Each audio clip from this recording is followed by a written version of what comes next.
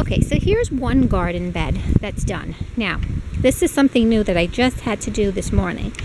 I used to just have this picket fence in the back, that metal fence that's right there. But something got in here last night, and I'm not sure if it was a rabbit, the chipmunk, or a mole. I don't even know, but whatever it was, started to eat the leaves on my Brandywine tomatoes, which are my favorite tomatoes to grow.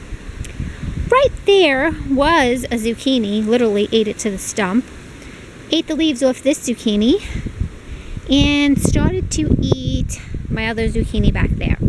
So, I do see a little hole under the fence under there that I have to cover up, but in the meantime I put this over here because I'm not sure if it's in my yard under my shed.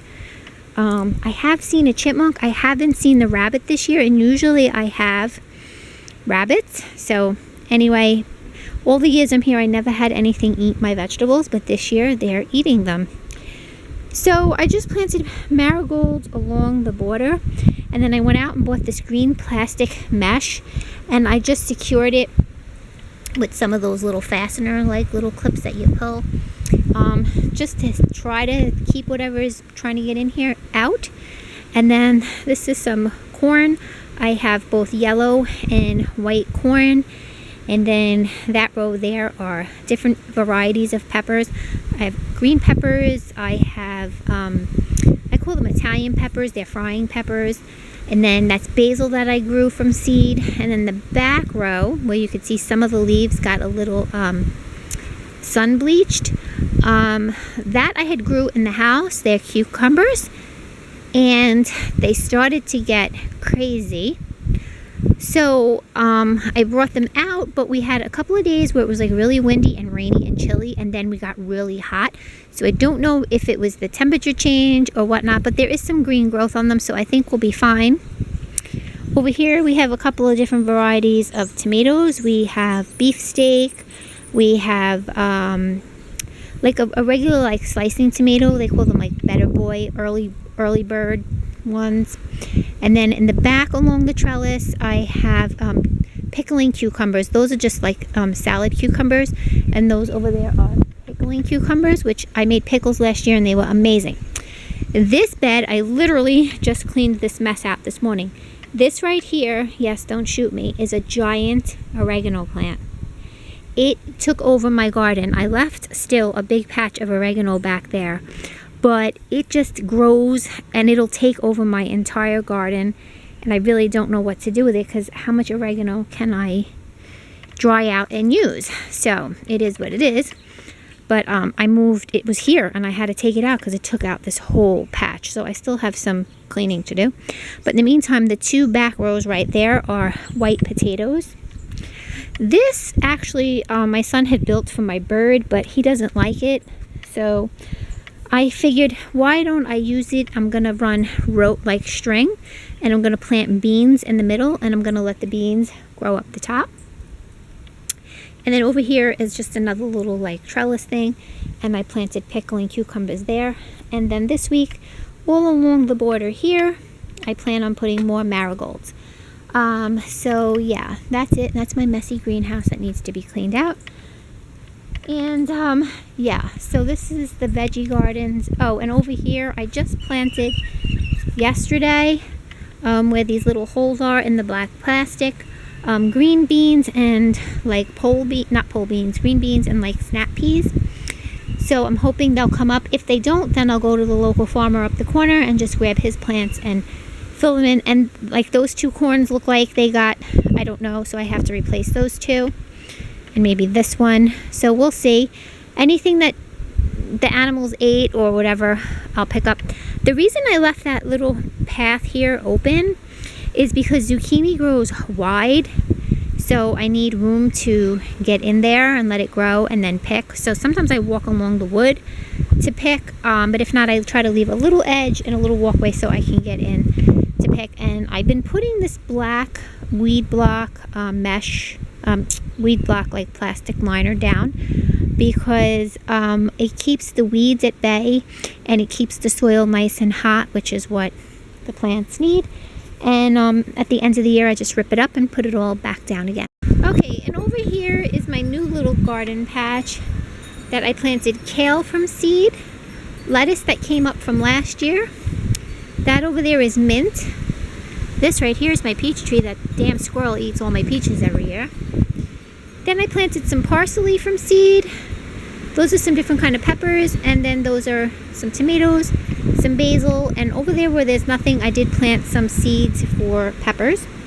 Over here I have some more yellow black-eyed Susans that are coming up. And then this is my strawberry patch. Now, something happened here.